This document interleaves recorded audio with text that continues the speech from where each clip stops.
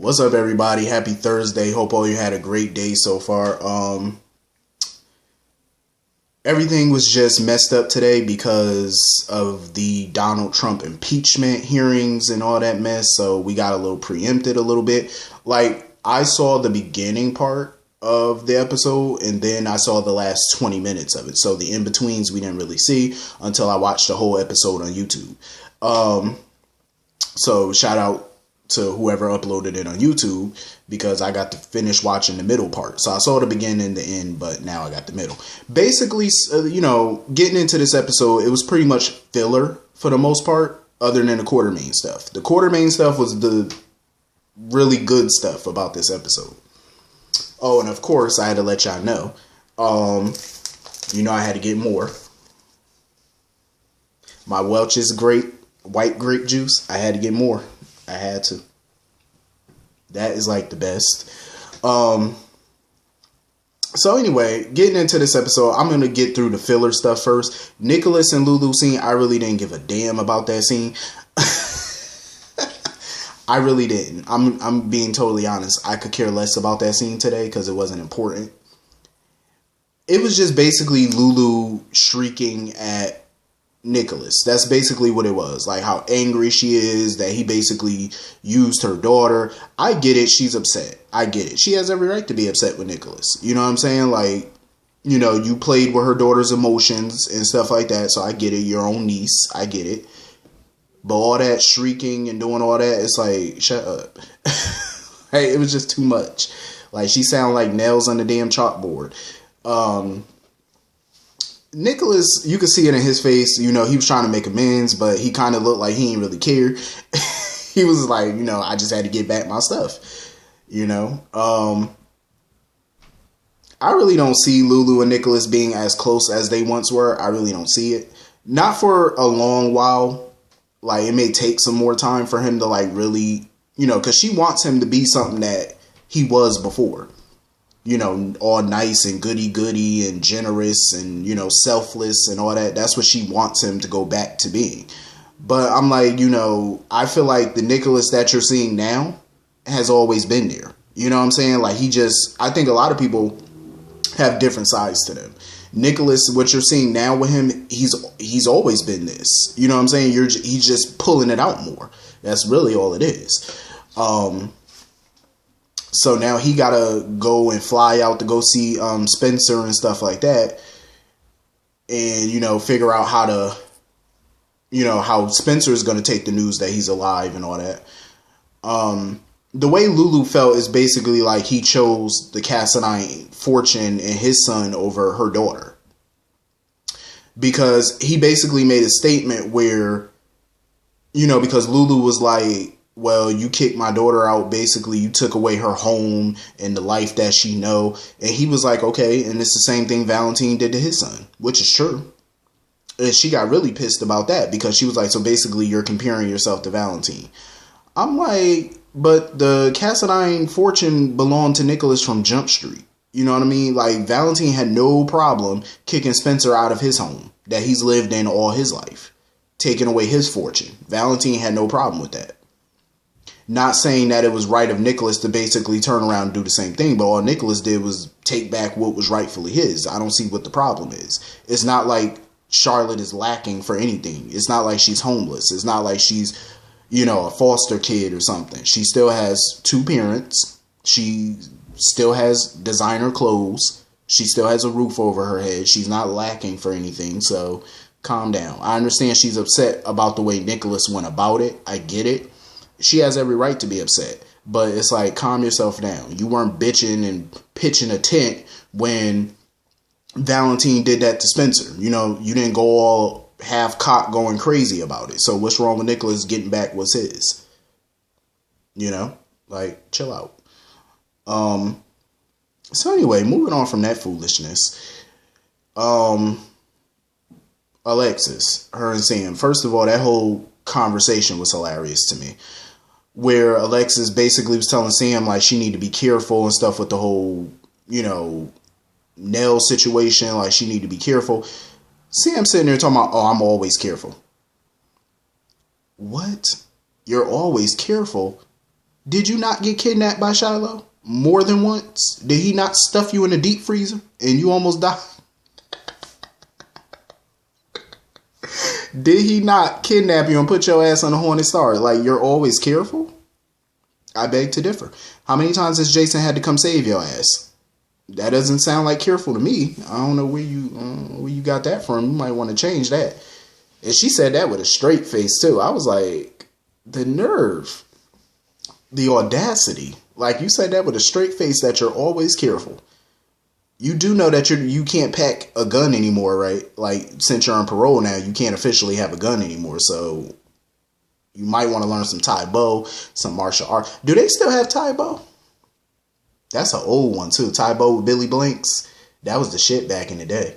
If y'all old enough to know what I'm talking about, which most of y'all are, y'all know what I'm talking about. Tai Bo with Billy Blanks. I remember we used to have the DVD back in the day. That was the joint. But she need to learn some martial arts or something. I'm pretty sure Sam could kick Nell ass though if push come to shove.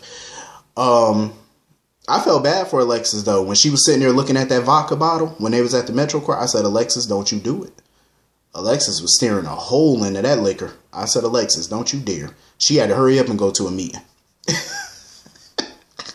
Alexis was like, all this drama going on, not only with Sam, but now with Neil and stuff. She was like, I need a drink. I was like, Alexis, go to a meeting. For me, I know it's a struggle when you have an addiction. Like, it's a real struggle. I just don't want to see Alexis turn into Nikki Newman, like on Y&R. Nikki was the worst drunk I ever seen in my life on the show. And what I mean by worst drunk, Nikki literally drunk every time something bad happened. Like, the slightest bad thing could happen and Nikki would turn to the bottle. I want Alexis to be way stronger than that. Like, I know it's a struggle when a lot of bad things are happening all at once, you know, and it makes you want to have a drink. It's a struggle. But Nikki Newman would literally get a hangnail on that show, and she'd be at the GCAC throwing back vodka. Like, I'm not even lying. I don't watch that show enough to know every time something bad happen, here she go knocking it back. I don't want to see Alexis turn out like that. It got to a point on Y&R where Victor was looking at Nikki like, I'm so tired of you at that damn club, messing around with that damn bottle. He said, this ain't the life I want. I was like, look, I don't want to see Alexis go down that road. I really don't. So anyway, moving on from that. Brad. Oh, so all of a sudden, Brad done grew a pair of balls all of a sudden. Sitting there talking to Julian like, you know, lost his mind. When Julian told him, from now on, keep the Corinthoses at arm's length and make up an excuse as to why I'm spending more time with Wiley. Here go Brad. No. Julian said, excuse me? You should have seen the look on Julian's face. He said, bitch, excuse me? What you mean no? He was like, he said, I could barely take care of myself right now. I'm not taking care of you. Bitch, really? How many times have you called Julian? We got a problem. We got a problem. I need you to take care of this. I need you to take care of Obrecht. And now all of a sudden Julian telling you to take care of him real quick and make up excuses and you tell him no? Really? If I was Julian, I would have opened up that window and dangled his little ass off that windowsill. I would have had him dangling until he said he gonna make up excuses. You gonna do what I tell you to do. Like, you ain't gonna sit here and tell me no after I done covered your ass a million times throughout this whole situation. You gonna tell me no? You got life fucked up. I would have dangled his little ass right out that window and showed him who the real boss is. Like, who you think you talking to? No. Excuse you? You might want to take that bass out your voice. Shit, I'll push that Adam's apple all the way back. I'll be like 2 chops to the throat. I don't know who the hell Brad think he is. Like, he really act like he calling the shots now. Like, you better go sit your little ass down. You must have forgot who you dealing with. Get knocked back when you get knocked into heaven before it's your time. Better sit down somewhere. Who the hell he think he talking to? So anyway, Jason was basically filling Carly in on the whole Nell situation. Carly basically, you know, shrieking, talking about she hope Nell get hit by a truck. That's the worst thing to say. You hope somebody get hit by a truck. Jason was like, well, shit, somebody might do it. They foul. That was some foul ass shit. I say y'all wishing that she get hit by a truck. That's trifling. So basically, you know, then they were talking about Sonny or whatever in this trial because Carly, you know, she flew Stella out or whatever to talk to Sonny, you know, to give him some better perspective and objective perspective on Mike. And, you know, Sonny, even after talking to Stella, Sonny still decided to bring Mike to New York to do the clinical trial or whatever. And Carly basically told him she'll support that decision if that's what he really wants. I feel bad for Sonny because I know he knows, like, he's in denial a little bit. Like, he knows that Mike is going to die. Like, he know that. But he thinks that this clinical trial is going to offer up even more time for Mike. I don't think so. Like, Mike is deteriorating fast. There's nothing nobody can do. Like, it's just going to happen. You know what I mean? No amount of money can stop this. No amount of clinical trials, experimental drugs, nothing is going to stop this at this point. But I understand, you know, Sonny just wants more time. But time is the one thing that's not always on our side, you know? Like, we can't beat the clock. That's one thing we cannot beat is that clock. You know, you just got to utilize that clock for as long as you can, but eventually time runs out on everybody. You know, you don't know when it's going to run out. You don't know how, but it's going to do it. You know, I feel bad for him. So, of course, you know, he wants Jason to come with him and stuff. And Jason was receptive to the idea because he feels like, you know, getting away for a couple of days, whatever, would be good for him and good for Sam. So that way they're not tempted to see each other, which I find totally stupid because y'all live in the same damn town. So you're going to bump into each other. It's a small town. Like, you're going to run into each other. And y'all have a son together. So that's inevitable. So anyway, Gladys come up in there talking about, oh, I need to stay another night. Carly looked at her like, bitch, you pushing it. Carly was looking at her like, didn't Sonny just tell you that you got to go home? And now you come up in here, oh, I stayed late at Turning Woods. You know, it's a long drive. So I think, can I just stay another night? I would have, no. This lady is up to something. Like, I respect the fact that she's there for Mike. She wants to be there for him. I don't trust her. And then she told Sonny, well, you know, if you're going to New York for the treatment from Mike, I should, you know, if you want, I could go with you. They all looked at her like, and the way Sonny was squinting his eyes at her, he don't trust this witch. And for good reason. Like, you know, if your spidey senses are tingling, that means something is amiss. Like, I don't trust this damn woman. I don't trust her. She up to something. Just sitting there imposing her will and stuff. I'm like, you don't go sit your ass. She playing with fire. Like, she just don't understand it. Like, I'm gonna tell you right now, if you gonna play with fire, you better make damn sure you're the one controlling that flame. I'm just saying, because you will get burnt if you're not controlling the flames. I'm telling you, do not play with that fire. Don't do it. If you don't know what you're doing, don't do it. So anyway, Julian sitting around in the chapel or whatever, you know, praying. I still see the chemistry between him and Alexis. I do, but I like her with Neil. I really do. I like her with Neil. That's a mature relationship. Ain't no games with them. Ain't no drama like that. I like them. I feel like that might be one of her best relationships. I like it. But her relationship with Julian was just toxic. It was good, but it was toxic, though. It was just too much. And I think Alexis needs somebody who's on the up and up for a change, not no thug. You know what I mean? So anyway, moving on from that, let's get into this Quartermaine drama. Lord have mercy. Nell come up in there talking about she owned 5% of ELQ. Tracy was like, who the hell is this? She come up in there with Martin Gray and his badass accent. I wish he would stop with that little accent he doing. I'm like, please stop it. He sound like he run a sugar mill or something. Like, please stop it. You are not in New Orleans. You are not in Louisiana. Please stop with that accent. Please, for the love of Jesus, stop it. He sound like he run a cotton field or something. Just stop it. Like, just... But Tracy was not having it. Tracy was like, who the hell are these people? Like, when the hell did y'all get an open door policy in this mansion? I said, for real. Tracy was not with the shits with these people today. Nell come up in there trying to act like she got all this power and authority. Michael being all naive, trying to buy her off. I'm like, even though his offer, I'm pretty sure, was in the high figures. I'm pretty sure it was a multi-million-dollar offer because I'm pretty sure her 5% of ELQ is worth a lot. So I know it wasn't no lowball number. But Nell probably figured it was a lowball number. She's sitting there talking about, oh, that's pocket change for you people.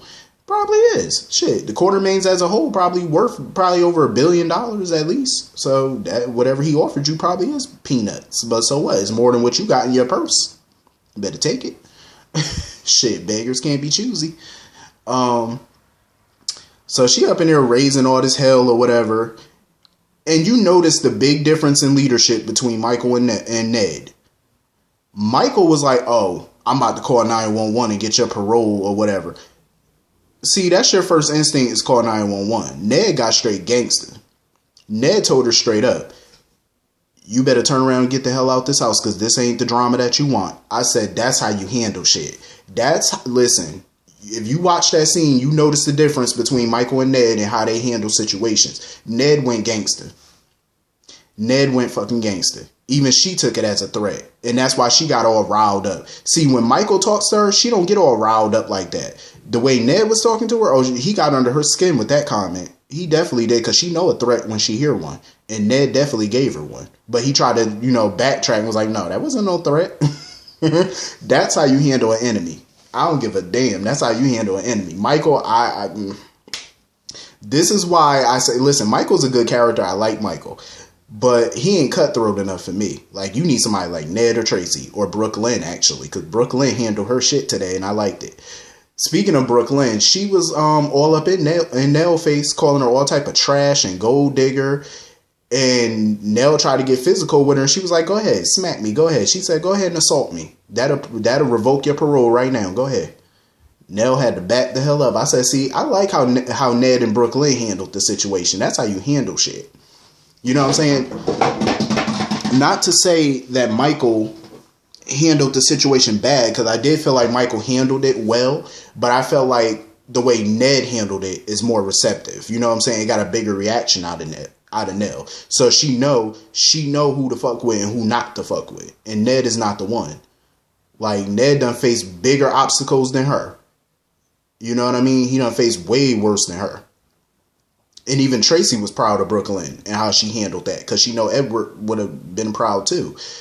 I think they all handled it well, and I like how they all united as a family, and then of course Tracy had to, bring Sam in on the loop and let her know what was going on. Because Michael's sitting there talking about, well, I brought Nell into our lives, so I got to get her out. Tracy was, I love Tracy. Tracy sat her ass down with her cup of water. She was like, let me hear this shit. How you gonna get us out this mess? I would love to hear how you gonna get us out of it. I said, Michael, no, he ain't got no plan. He know he don't. But I love the Quartermaine bickering, though. I loved it. How Tracy was being hypocritical with Michael. Talking about, oh, he know how to pick him or whatever with Nell or whatever. And Brooklyn brought up, how many gangster husbands did Tracy marry? I said, exactly. You married some bums yourself. And it was funny how, her and Olivia was going back and forth. And she reminded Olivia, she was like, bitch, you got knocked up by 2 gangsters. So you're the last one to talk. The fact is, all of them have a murky past. All of them. You know what I'm saying? They all married somebody they shouldn't have, or had a child by somebody they shouldn't have dealt with. So, you can't be throwing those stones at nobody. But the fact is, they need to unite if they're going to keep control of that company. But it's just funny how Nell thinks that little 5% that she currently has, that's enough to have power. I don't even think she's really looking for power of the company. I think she's looking for power over Michael. She's using those EOQ stocks to stay in Michael's orbit. That's what it is for her. This is all a game for her. So that way she can taunt Michael over Jonah and bring up all this, just to be around him. That EOQ stock is her power over Michael. That's what she wants. You know what I mean? Now her ass done showed up at Brad's house talking about she gonna be staying near until she can find a place or whatever. Now that she got assets. You have one asset. But you know what she meant when she said assets. That meant the ELQ stock, and that meant that baby. That baby ain't nothing but an asset to her. It ain't nothing but a pawn to her. That's all it is. It's her cash cow. That's it. And then this heifer had the nerve to bring in a fucking vision board. She brought in a vision board of a mother and son, a car, a mansion. I said, this bitch is crazy. She's next level psycho. Like, you don't get no more crazier than this hoe. This episode was good. Listen, the Quartermaine stuff was that was perfection. I loved it. That was like the major part of this episode for me, was that stuff. The other stuff, I just felt like it was a little filler. This right here, this was good. I liked it. So hit the comment section. Let me know what y'all thought about this episode. I will see y'all all later. Have a great day. Peace.